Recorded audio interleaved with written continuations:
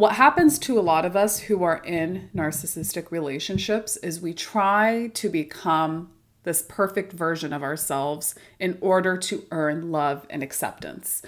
Because especially when you've grown up with a narcissistic parent, you've learned that you're not enough as you are, you're not important as you are. So then we become perfectionists. We become hyper focused on how we can anticipate other people's needs and be like the best version of ourselves to fulfill other people's needs of us. And in this pursuit, we might become very successful. Perfectionism isn't a good thing, but perfectionists can be very successful because they're goal oriented, they're motivated, and they make the moves that they need to make to reach their goals. So when you surpass the narcissist in your success, believing that whatever it is, like you get a master's degree or, whatever achievement it may be, you buy a house, you achieve something that in our society is regarded as, you've made it, you did something good in your life, you've achieved something that's worthy or notable. That is going to threaten the hell out of the narcissist. Narcissistic people, they want you to do well because they can show off and use you as leverage to make them look good, but they don't want you to do better than them. So if you've surpassed the narcissist in your achievements, you are going to be met with all sorts of attempts to try to discredit you, to try to bring you down from your pedestal, to try to make you feel like, oh, don't think you're so special that you did this thing. They'll do all sorts of things. They'll criticize you. They'll compare you to other people who have done better than you to try to minimize your accomplishments. They will make fun of your accomplishments. They'll make it seem like, oh, it's not a big deal. You're making a big deal out of something that's not a big deal. Anything that they can do to discredit you, to bring you down to their level, because they can't stand the fact that you have surpassed them in something, because they always have to be the best. Remember, narcissistic people are delusional. They have delusions of grandeur. They want to be viewed as number one, as the best thing ever. So if you have surpassed them in some way, meaning you've done something that they haven't done yet, or they've wanted to do but haven't had the guts to do it, you are going to see how desperately they try to demean and undermine you for their own self-esteem, because their self-esteem is built on the backs of others. They want to feel that feeling of superiority in their relationships. So if you're making them feel inferior, because that's how they view things, right? They view it as a power struggle. They don't view relationships as like a mutually beneficial thing. They view it as a power struggle. So if you are doing better than them, that in their head, that means that you now have surpassed them. You have the power. You have the control because they haven't been able to do what you did. So then what do they have to do? They have to punch you down. They have to punch you down to get you on an even playing field with them. So if you're dealing with someone who's undermining you, who's making you feel like your accomplishments are whatever, you're not good enough, da-da-dee, just know that you're dealing with someone who is severely insecure.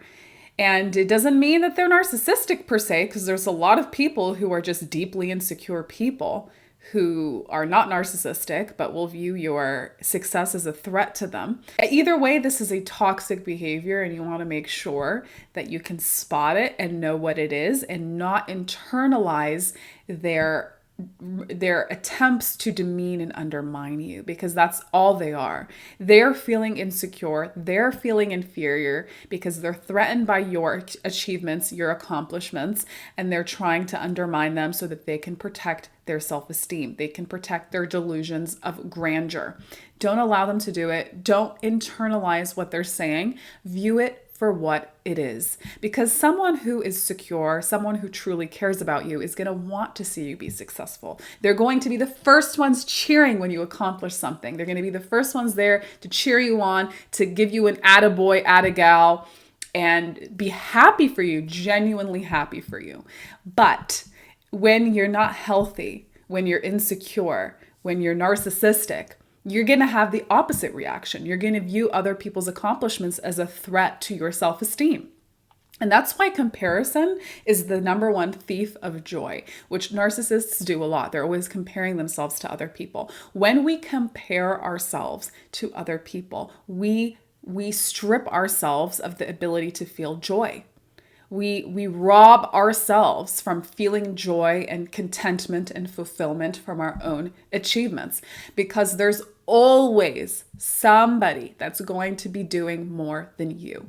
There's always going to be someone that's achieved something you haven't achieved yet, that has made more money than you have, that has a bigger house than you do, whatever it may be, right? The list goes on in terms of there are billions of people on this planet. Of course, there's going to be someone that's doing better than you. You're going to hate everybody you come across. You're going to feel threatened by everybody you come across that's doing better than you, because that's going to be a lifetime affair.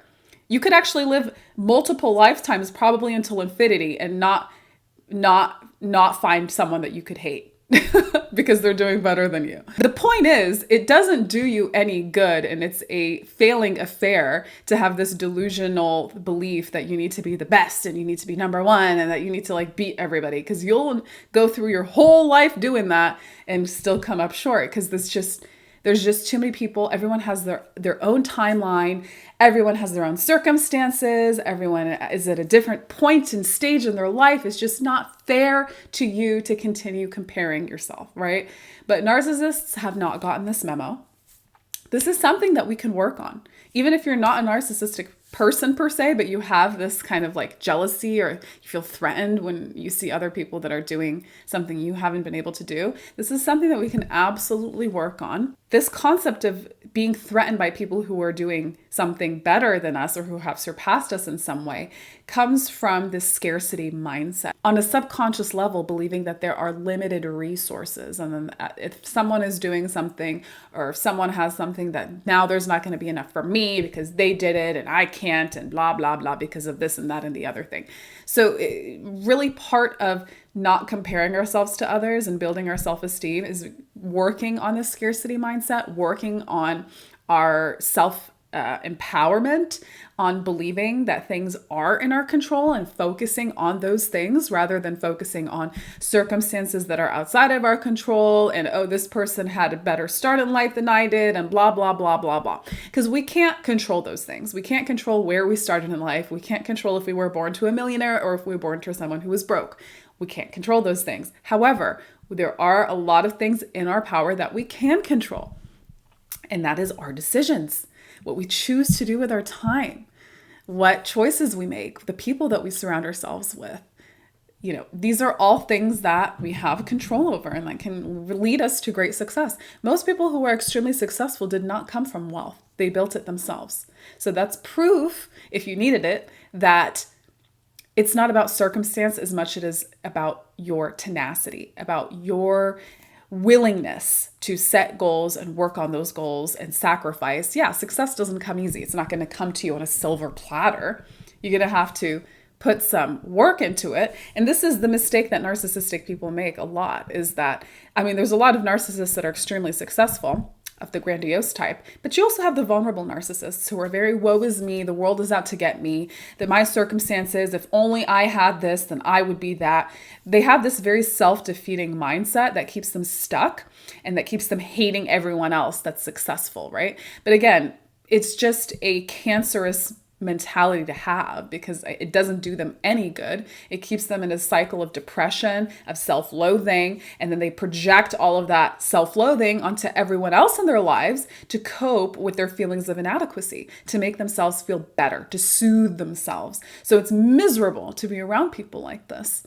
If anything, we should want to get close to people who are successful. We should want to surround ourselves by people who are successful, be inspired by them, learn from them, be mentored by them. That's really what it should be, and not hate them and loathe them and resent them because they have something that we want. If you have that mentality, you're sure as hell never going to get there. You can't achieve something that you hate and you reject and you loathe and you resent. How are you going to get there?